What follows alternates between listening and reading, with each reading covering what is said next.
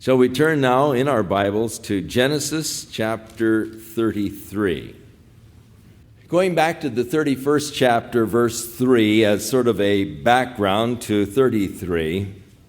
Then the Lord said to Jacob, "Return to the land of your fathers and to your family, and I will be with you."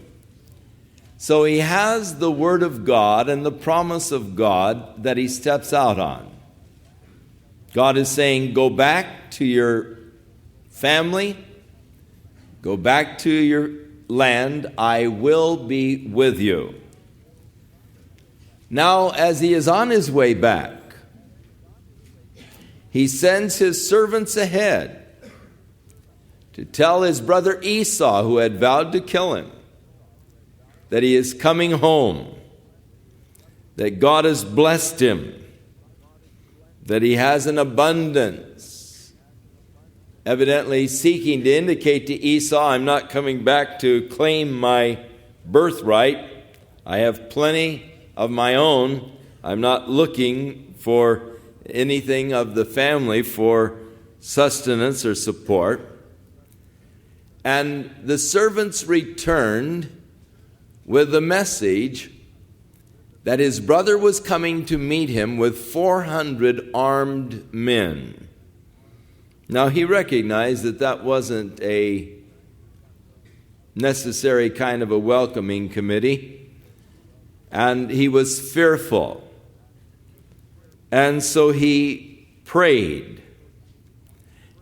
In verse 9 of chapter 32, "O God of my father Abraham, God of my father Isaac, the Lord who said to me, 'Return to your country and to your family, and I will deal well with you.'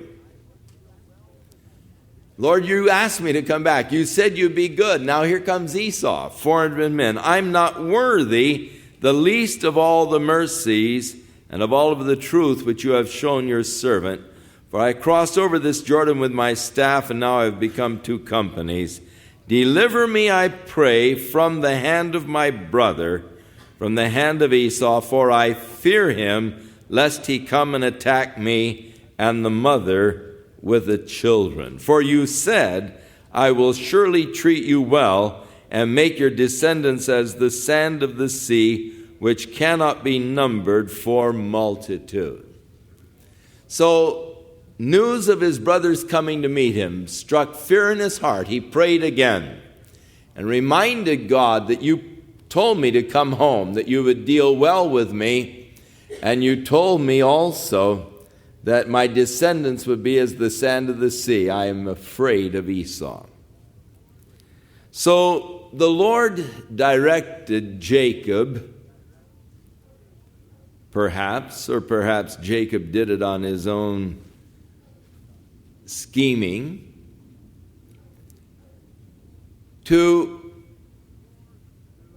restore the relationship that he had with Esau. And he did it, first of all, by sending out these droves of animals, blessing his brother with these gifts, building up his brother, speaking of him as Lord and himself as his brother's servant. Having shared with his brother the bounty and the blessing that God had bestowed upon him while he was at Paddan Aram. And so we find that in chapter 33, the showdown, Jacob lifted up his eyes and he looked, and there was Esau coming toward him, and 400 men. So he put each of the children with their mothers. The children of Leah with her, with the maidservants, their children, and Rachel and Joseph. And he put the maidservants and their children in the front, and then Leah and her children behind them, and last of all, Rachel and Joseph. And then he went out in front of them. And as he went towards his brother, he bowed to the earth 7 times.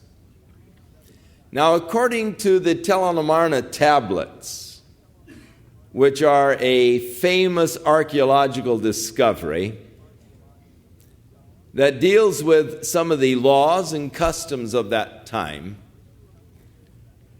when you approached a king, you were to bow 7 times. So his bowing 7 times is sort of a traditional, customary thing in approaching a king. And in this, he was really acknowledging Esau's lordship over him. He was not trying to come as a lord over Esau, but bowed to him 7 times.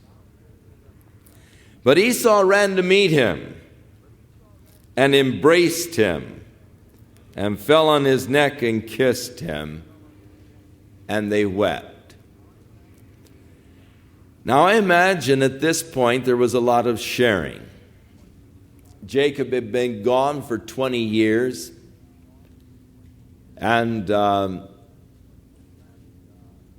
when he had left, his father was almost dead. He probably asked about his dad, found out he was still alive, but at this point was probably totally incapacitated. However, his father did go on living for another 17 years. His mother, Rebekah, had already died, and I imagine that Esau was just sort of filling him in on all of the things that transpired while he was gone. And then Esau lifted up his eyes, and he saw the women and the children, and he said, "Who are these that are with you?" And he said, "These are the children whom God has graciously given to your servant."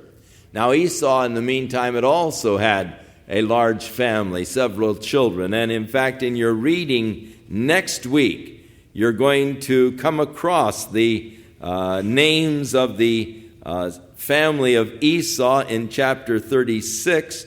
And the reason why we're taking 3 chapters next week is you can skip chapter 36, because it just has a lot of names of the descendants of Esau that mean nothing to us. And so you can skip over chapter 36 next week, and that's why we're taking 3 chapters, 35 through 37 next week. So he saw all of the children, and no doubt at a signal from Jacob, the maidservants came near, and their children, and they bowed down. Leah also came near with her children. They bowed down, and afterward Joseph and Rachel came near, and they bowed down. Then Esau said, "What do you mean by all of this company which I met?" And he said, "These are to find favor in the sight of my Lord." But Esau said, "I have enough, my brother. Keep what you have for yourself." And Jacob said, "No, please. If I have now found favor in your sight, then receive my present from my hand, inasmuch as I have seen your face as though I had seen the face of God, and you were pleased with me. Please take my blessing that is brought to you, because God has dealt graciously with me, and because I have enough." So Esau, first of all, questions the people. "They're my children." Then he questions all of these servants that he had met earlier with all of the animals. And Jacob said, "These are my present." And Esau said, "I don't need them. I have enough." Now, Jacob later said, "I had enough" in verse 11, but in the Hebrew, there are 2 different Hebrew words used here, both of them translated enough. When Esau said, "I have enough," it is the Hebrew word rab, R-A-B, which means I have much. When in a few verses, verse 11, Jacob said, "I have enough," he said, "I have coal. I have everything." So Esau said, I've got much. And he said, "Well, I've got everything." You see, Jacob had learned that God was his resource. And when God becomes your resource, you have everything. You may have a lot, but you don't have as much as the man who has God. The man who has God has everything. He has God as his resource, and thus there is that total sufficiency that is ours through him. Then Esau said, "Let us take our journey. Let's go, and we will go before you." But Jacob said to him, "My Lord knows that the children are weak, and the flocks and the herds which are nursing are with me. And if the men should drive them hard one day, all of the flock would die. So please let my Lord go on ahead before his servant, and I will lead on slowly at a pace which the livestock that go before me and the children are able to endure until I come to my Lord in Seir." So it would seem that Jacob is perhaps still a little leery. He's not really quite sure. He asked his brother, "Look, if you've really forgiven me and all, then take this as the sign. All of these flocks and all as the sign. Please take them from me as the sign that you have forgiven me." And when Esau says, "Come on, let's go together," and he says, "Well, I would rather not." In other words, he's seeking to separate immediately. I've met him. There is a peaceful meeting. I'm satisfied with that. Now you go on back, and I'll come along at a pace that the children and the animals can handle. Now, he had been driving them hard up to this point because he had been fleeing from Laban. And during the time that they were fleeing from Laban, they were really driving hard. No doubt the pace slowed down once they had left Laban. And now he's going to really slow down the pace. And he said, "I'll come and, we'll meet you there in Seir as soon as we were able to get there," driving at a slower pace. And Esau said, "Now let me leave with you some of the people who are with me." But he said, "What need is there? Let me find favor in the sight of my Lord." So Esau returned that day on his way to Seir, and Jacob journeyed to Succoth, and he built himself a house, and he made booths for his livestock. Therefore, the name of the place is called Succoth. Now, it is interesting, and I don't know, and you can't really tell from the text, whether or not Jacob was just, again, deceiving his brother, saying, "Go on back, and I'll come back and meet you. I'll come at my pace." He evidently had no intentions of going all the way back to Seir. As soon as he came there to Succoth, he built a house. And he built booths for the cattle. In other words, you don't build a house unless you just plan to settle down for a while. And evidently, Jacob did settle down in Succoth for several years. Just how many years, of course, we do not know.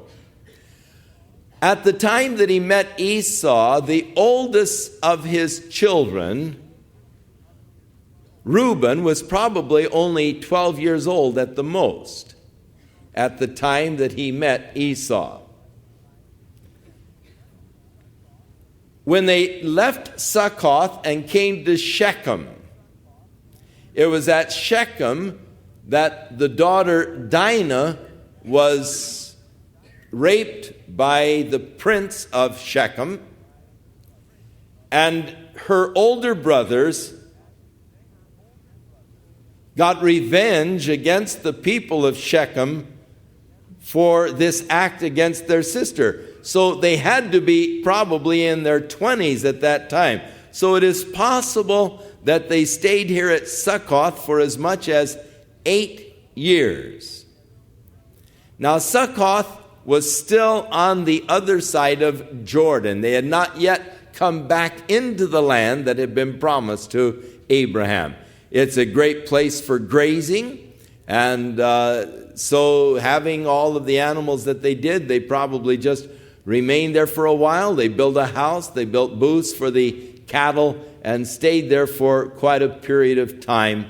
And then they continued their journey now into the land, crossing Jordan and coming into Canaan. So Jacob came safely to the city of Shechem, which is in the land of Canaan, when he came from Paddan Aram, and he pitched his tent before the city. And he bought there a parcel of land where he had pitched his tent from the children of Hamor, Shechem's father, for 100 pieces of silver. And then he erected an altar there and called it El Elohe Israel, God, the God of Israel. So he now finally comes on into the land. It is possible that during this 8 years or so that he was in Succoth, that he journeyed down and visited Esau and visited his aged father. But nothing is really told to us of this particular period of time that he remained in Succoth. When he came to Shechem, he not only bought the parcel of land there, but he also dug a well. And this well that Jacob dug at Shechem is the well where Jesus met that woman of Samaria who came out to draw water. And Jesus said to her, "Give me a drink." And she said, "Why do you ask me for a drink? You're a Jew, I'm a Samaritan. We don't have dealings with each other." And Jesus said, "Woman, if you knew who it was that was asking you for a drink, you would have asked him for a drink." And she said, "No way." She said, "That well is deep. You don't have anything to draw with." And he said, "But if you drink of this water, you're going to thirst again. But if you drink of the water that I give, you'll never thirst again. It's like a well of running water just springing up within your soul." She said, "All right, I'll take some of that so I don't have to come out here every day." He said, "Well, go call your husband." "I don't have any husband." Jesus said, "Okay. You've had 5, and the man you're living with, you never did marry him. All right, I accept it. You don't have a husband." She said, "Sir, I perceive you're a prophet." Now, she was at Jacob's well, drawing water. Today, outside of the ruins of the ancient city of Shechem, that well is still there. The water level is still low. It takes a long rope to get your can down into the water of the well there. Jacob's well. So the well that Jacob dug in Shechem. Shechem is at the foot of Mount Ebal and Mount Gerizim. It is in a valley. It is not far from the ancient capital of the northern kingdom of Israel, which is Samaria. Later on, when Joshua came into the land, the people were to stand in the area near Shechem there, while men went up on the top of Mount Ebal and others went up on the top of Mount Gerizim. And those on Mount Ebal would call down the blessings of keeping the law, and those on Mount Ebal called down the curses if they failed to keep the law, and those on Mount Gerizim called down the blessings on those who kept the law. The Samaritans maintain that it was on Mount Gerizim that God gave the law to Moses. And there are, to the present day, a remnant of Samaritans who annually at Passover time offer as a sacrifice live sheep on the top of Mount Gerizim. However, these Samaritans are reduced in number. There are only about 200 Samaritans left in the world today. And they are pretty much imbecilic because they are so much inbreeding. They only marry Samaritans, and because of all of the inbreeding, they're pretty much imbecilic now. About 200 of them left and still sacrificing on Mount Gerizim. You remember that when Jesus confronted this gal, She said, "Our fathers say we're to worship God on this mountain, Mount Gerizim. You say in Jerusalem. Where should God be worshiped?" And Jesus said, "Neither in this mountain nor Jerusalem. God is a spirit. They that worship him must worship him in spirit and truth." So all of this in the area where Jacob came, pitched his tent there, bought a parcel of land from Hamor there outside of the city of Shechem, not far outside. It's only about 500 feet or so from Jacob's well to the site of the ancient city of Shechem. And so chapter 34 then has its scenery, this area there near Shechem.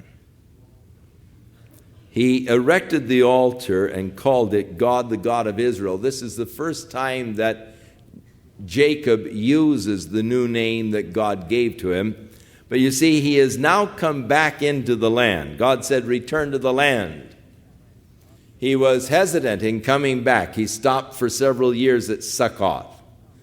But now he has come into the land. Now, in reality, he is still not totally obedient to God.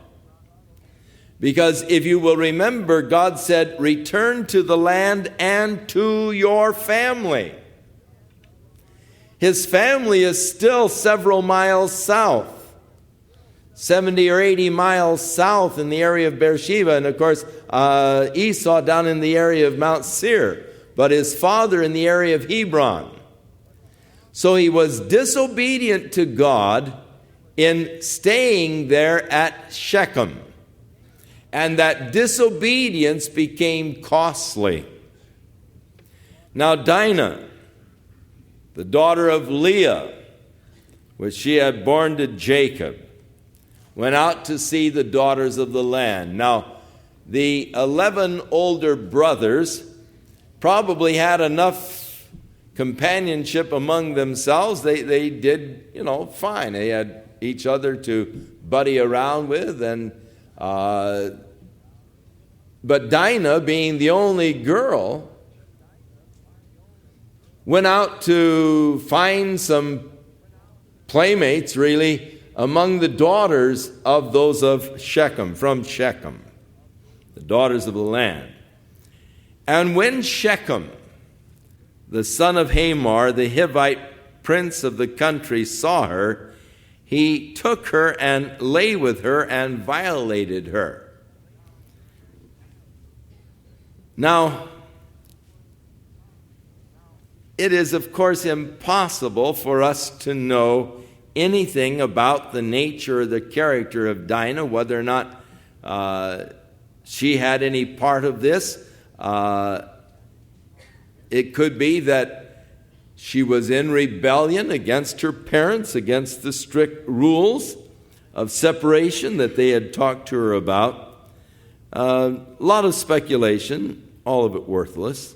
Unless the Scripture says it, it's only speculation. And so all we know from the Scriptures that he lay with her and violated her. And his soul was strongly attracted to Dinah, the daughter of Jacob, and he loved the young woman, and he spoke kindly to the young woman. And so he found himself drawn to her, speaking tenderly to her. So Shechem spoke to his father Hamor, saying, "I want you to get me this gal as my wife." Marriage in those days was by arrangement, and it was always involved with a dowry. And so Shechem is asking his father, who is more or less the king over this area, to get this young girl for his wife. And Jacob heard that he had defiled Dinah, his daughter. Now his sons were with the livestock in the field, so Jacob held his peace until they came. from the story, it would seem that Dinah remained at the house of Hamor. Jacob realized that he was not able, without his sons, to do much about it. He was outnumbered by the people of the city, and sort of helplessly caught in a position here. And so he waited till his sons came home, and then he shared to them what had happened to their sister Dinah. And then Hamor, the father of Shechem, went out to Jacob to speak with him. And the sons of Jacob came in from the field when they heard it, and the men were grieved, that is, the brothers, and very angry because he had done a disgraceful thing in Israel by lying with Jacob's daughter, a thing which ought not to be done. They had a great concern for the promises of God and for the line from which the promises were to come. But Hamor spoke with them, saying, "The soul of my son Shechem longs for your daughter. Please give her to him as a wife, and make marriages with us. Give your daughters to us, and take our daughters to yourselves. And so shall you dwell with us, and the land shall be before you. Dwell and trade in it, and acquire possessions for yourselves in it." Then Shechem said to her father and to her brothers, "Let me find favor in your eyes, and whatever you say to me, I will give." So here the dad and the son are seeking now to strike sort of a bargain with Jacob. Let's just intermarry. Let's just mix together, and they're asking for a mixture of the peoples. You marry our daughters, we'll marry your daughters, and just sort of will absorb you, and you can just become a part of our society here. You can gain possessions and all. You can just live with us, and you can just join with us, and we'll just be melted in together. Of course, this would have completely frustrated the plan of God in bringing the Messiah into the world. Shechem is so in love with Dinah, he said, "Ask whatever you want, I'll give it to you. Ask me ever so much dowry. However much you want to ask as far as dowry, the bride price, and a gift, and I will give according to what you say to me, but give me the woman as a wife." But the sons of Jacob answered Shechem and Hamor his father, and spoke deceitfully, because he had defiled Dinah their sister. And they said to them, "We cannot do this thing, to give our sister to one who is uncircumcised, for that would be a reproach to us. But on this condition we will consent to you. If you will become as we are, if every male of you is circumcised, then we will give our daughters to you, and we will take your daughters to us, and we will dwell with you, and we will become one people." So we'll become one with you on this condition, that all of the males are circumcised, that you become as we are. Now, they did this deceitfully, as it declares and as we will see. "But if you will not heed us and be circumcised, then we will take our daughter and we'll be gone." And their words pleased Hamor and Shechem, Hamor's son. So the young man did not delay to do the thing, because he delighted in Jacob's daughter. He was more honorable than all of the household of his father. He was so anxious to marry her, he submitted to the rite of circumcision immediately. And Hamor and Shechem, his son, came to the gate of the city, and they spoke with the men of their city, saying, "These men are at peace with us. Therefore let them dwell in the land and trade in it, for indeed the land is large enough for them. Let us take their daughters to us as wives, and let us give them our daughters. Only on this condition will the men consent to dwell with us, to be one people, if every male among us is circumcised as they are circumcised. But will not their livestock and their property and every animal of theirs be ours?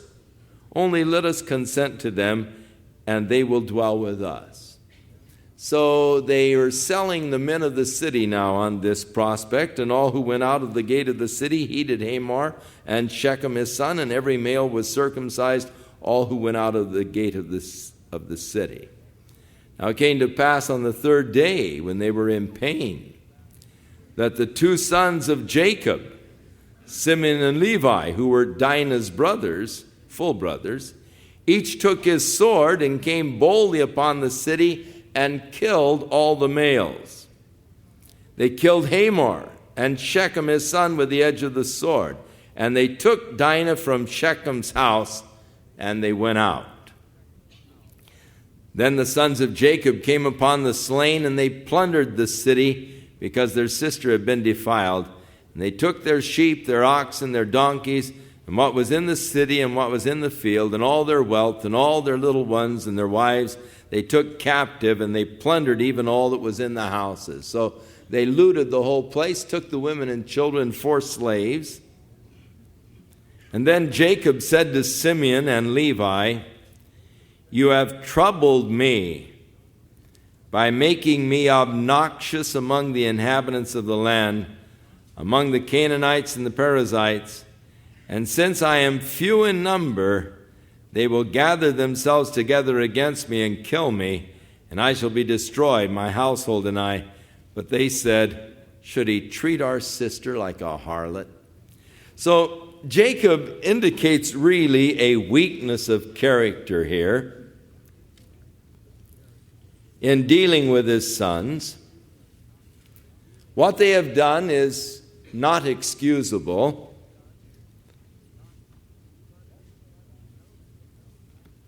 But it should be noted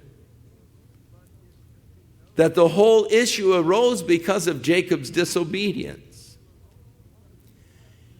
It is so often that one step of disobedience compounds into a major kind of an issue. We step out of God's will. We start to do our own thing. And we may rationalize it. We may say, well, we're back in the land, and, God said go back to the family, but, we go and visit them occasionally, and, we're back in the land here. But it was not a complete obedience. They were not walking in the will of God, and as the result, this whole thing flared up. So true in your own life. That incomplete obedience, that failure to fully submit your life to the will and the plan of God can lead to such disasters. It can bring you all kinds of problems. You will find yourself embroiled in situations of which you wonder, how did I ever get in this mess? It all began with a moving away from the center of God's plan and will for your life. It began with an incomplete obedience to what God had commanded of you. There are places where you and I, as a child of God, have no business being.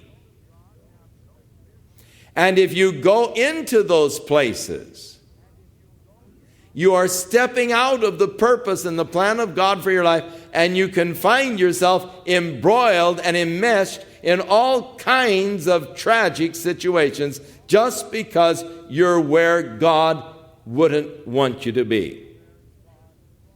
Look at all of the trouble that Samson brought upon himself every time he ventured into the land of the Philistines, went to the camp of the enemy. He always ended up in trouble. It finally ended up in his own death. And you may think, well, I'm strong enough. I just go to watch. I don't participate. But I just like to see what they do. When I was in seminary, we had a bunch of guys that used to, in seminary, say, well, we got to know what we're preaching against. So let's go down and watch the Follies on Main Street, you know. And I said, no way. We have no business being in those kind of places. Well, what do you know what you're preaching against? You know, let you go down and see it firsthand, and then, you know, you'll know what you're really talking about. Kind of rationale. Doesn't work. Because the moment you step into the enemy's territory, the moment you step out of the will of God, the moment you are disobedient, you're opening the door, and you can be sure that you're going to be facing some major crises and major problems. And here Jacob stepped out of the will of God. God said, go back to your family. He stopped and bought land in Shechem and planned to settle down there. That incomplete obedience brought to him now a parcel of trouble as his sons did this despicable thing in destroying all of the males who had sincerely entered into a covenant which should never have been in the first place. Actually, the requirement that they made of them was almost blasphemous. This was to be a sacred mark between God's people and himself. And here they're requiring these ungodly people to take this sacred mark of consecration to God, and they knew nothing of consecration to God. So they were taking the sacred things and treating them blasphemously.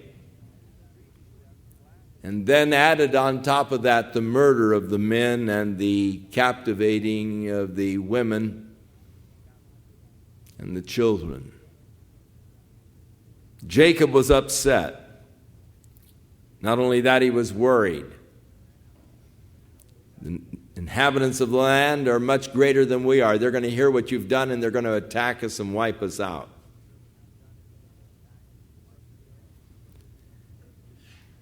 But they answered him, only should they treat our sister like a harlot. Jacob didn't have any answer for them. Now, this act of the sons, Simeon and Levi, is not dealt with immediately. Jacob just sort of passes over it. He doesn't say anything more at this time.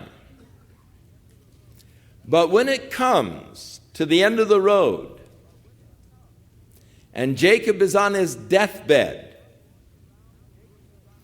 and he is now going around the room pronouncing upon his sons the patriarchal blessing. This deed of Simeon and Levi is not forgotten. In chapter 49, verse 5, as he sits on his bed just before he dies,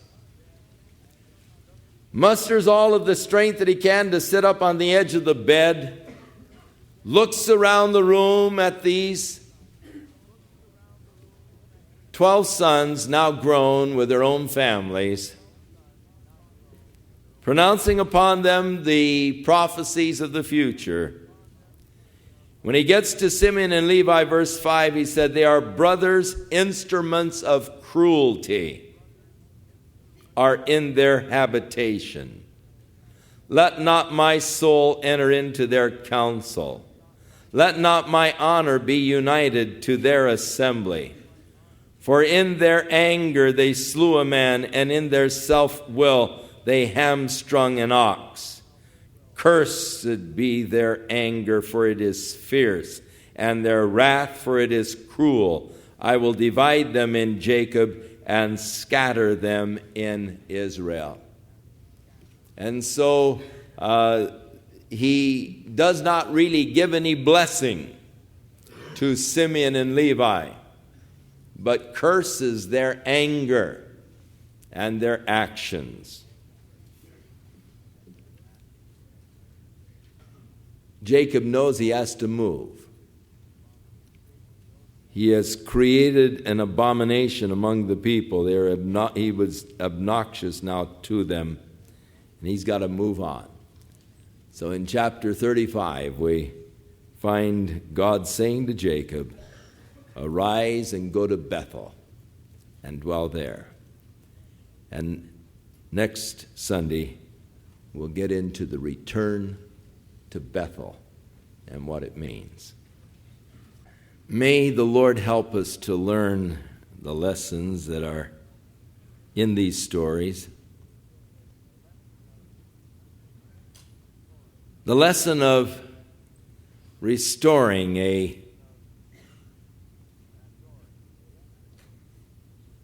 bad relationship. For surely Jacob's relationship with his brother Esau was bad. His brother hated him, vowed to kill him. But Jacob blessed his brother. He built up, he edified his brother. He shared with his brother. He touched his brother, embraced, kissed. And that love that had been dead was rekindled. And those are the keys to rekindling a dead love. Jesus said, change. You've left your first love. Change. Do your first works over. And the way to restore a lost love relationship is actually by going back and doing the first works over. Change from your present coldness and aloofness. Begin to give to that one that you love, who has lost their love for you. Build them up. Share with them openly. Touch them. God can restore those bad relationships. The second major lesson to learn is obey God completely. Don't park where you ought not to be. Stay out of the enemy's camp. Let your obedience to God's purpose and plan be complete. Don't stay at Shechem and settle down in Shechem when God has called you to go all the way back to your family in Hebron. Be obedient unto God. Be fully committed to Him. You'll save yourself an awful lot of trouble. And may the Lord be with you and help you now this week.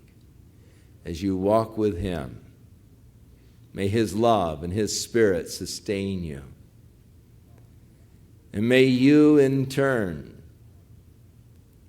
find a renewed relationship with Him